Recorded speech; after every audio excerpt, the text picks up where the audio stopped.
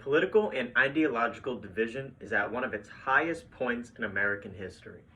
Not just because of the classic left versus right phenomenon, but because of the growing anti-establishment versus pro-establishment ideologies. Anti-establishment ideology consists of a group of people independent of political parties that believe everything the government has control over is necessarily and intrinsically a negative thing. There are some things we can do, however, to engage responsibly with this newfound ideology as it causes division and harms political discourse as a whole. This speech will clue you in on why the anti-establishment ideology is something we should denounce and argue against, and why there is a rapidly growing number of these people who believe all governmental systems are necessarily bad or untrustworthy. Understanding this ideology and being able to see it for what it is will allow you to see through and circumvent these talking points from destroying political discourse, as it does just that. I would like to discuss why being anti-establishment isn't a valid political opinion, as it is based on misinformation. This ideology does nothing but harm the political discourse in the United States and divides us even more than we already are. Firstly, anti-establishment believers share a few fundamental beliefs that gives us a lens on how they see the world. Anti-establishment thinkers believe that most societal or governmental systems that are in place are there to put the people down and forcibly control us for the government's nefarious purposes, as cited in Anti-Establishment Populism by populismstudies.org. For instance, some people go as far as believing that the FDA, the IRS, the FBI, and other agencies that are part of the government are in their place to control us, and everything they do should be questioned to the point of never taking anything they say for what it is, basically denouncing all of their truths. Anti-establishment thinkers believe that all of the agencies having to do with the government can't be trusted no matter what. This also leans into anti-vax sentiments, as most anti-vaxxers are anti-establishment as well. Anti-establishment believers will never take anything the government says seriously and will immediately write it off as a lie that is meant to hurt the population, as they did with vaccines.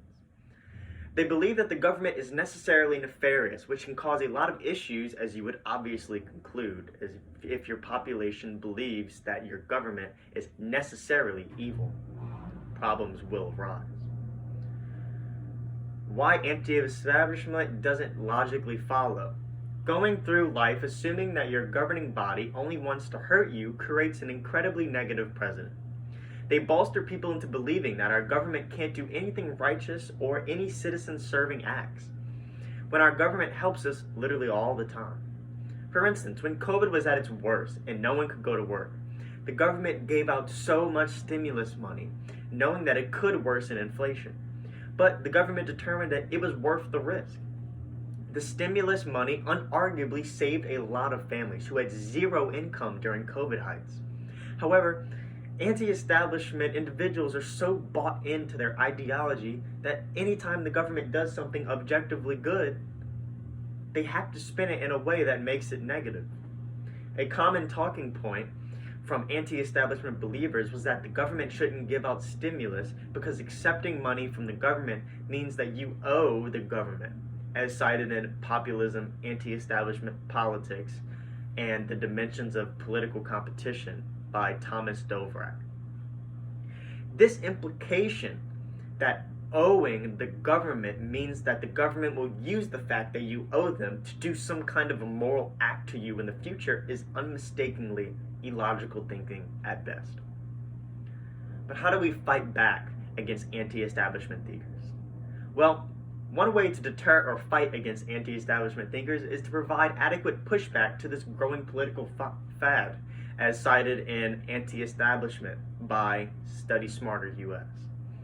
It is quite easy to see our government as evil, but once you start looking at things through an unbiased lens, you clearly see that the government works for us, the people, and most of its systems work like they are supposed to, even with their shortcomings. Yes, the government has problems, and they definitely don't make all the right decisions, but that doesn't mean that we should make our government our enemy. All in all, anti-establishment members are stuck in a loop of bias and irrationality. Seeing the government as an absolute evil spells out society's destruction, and as people, we should aim to give our government the benefit of the doubt. We should fight back against anti-establishment talking points and argue in favor of fact and reason. Our government gives us guidelines in order to follow, in order to increase cohesiveness and order in society. And without the government, society would necessarily fall into chaos. Thank you.